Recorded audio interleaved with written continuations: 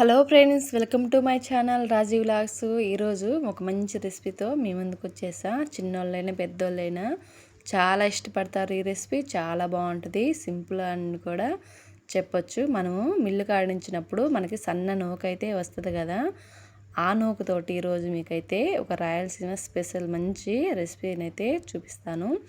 ముందైతే ఒక గ్లాస్ తీసుకొని మంచిగా ఒక 2-3 గ్లాసులు నీళ్ళు పోసుకొని ఒక 2-3 గంటలు నానబెట్టుకోవాలన్నమాట.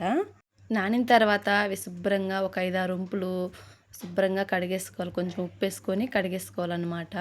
వాటిలో చిన్న చిన్న రాళ్ళ పెడ్డలు అయితే ఉండేవి అన్నమాట. అవి అన్నీ శుభ్రంగా కడిగేసుకోవాలి. మనకి లాస్ట్లో ఉన్నాయి అనుకో కొంచెం గాలించుకోవచ్చు. అవన్నీ శుభ్రం చేసుకున్న తర్వాత ఒక గ్లాసు నూకలకి 4 గ్లాసులు అయితే పోసుకోవచ్చు. మనమైతే చల్లారిపోయినా కానీ గట్టిపడకుండా 4 గ్లాసు ఎగస్ట్రా పోస్తాను నేను.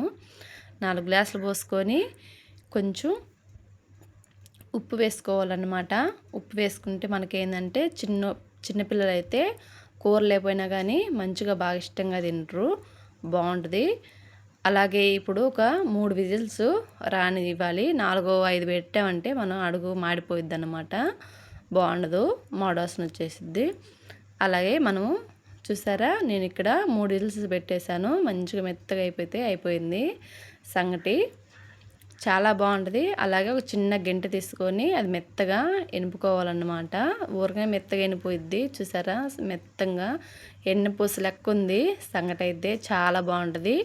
దీంట్లోనే మీరు కొంచెం రాగి పిండి వేసుకొని అయినా పెట్టుకోవచ్చు. కాకపోతే ఇలా తిన్నా కానీ మనకి హెల్త్కైనా మంచిది, చిన్నపిల్లలైనా చాలా ఇష్టంగా తింటారన్నమాట. ఈ రెసిపీ నేను రోజు సాయంత్రం ఒక గ్లాస్ పోసైనా ఇంట్లో చేస్తాను మా పిల్లల కోసం, చాలా ఇష్టంగా తింటారు.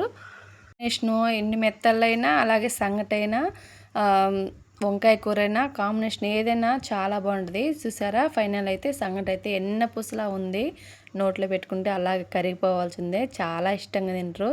మీరు ఎవరైనా ట్రై చేసేవాళ్ళు నా వీడియో చూసి ఖచ్చితంగా ట్రై చేసి ఎలా వచ్చిందో అక్క నాకు కామెంట్ చేయండి. మీ కామెంట్ నాకు చాలా ధైర్యం ఇస్తుంది, మీ సపోర్ట్ నాకు ఇంకా ముందుకు నడిపిస్తుంది. వీడియో నచ్చితే లైక్ చేయండి, ఫాలో చేయండి, ఒక చిన్న లైక్ ఇచ్చిండి. ఉంటే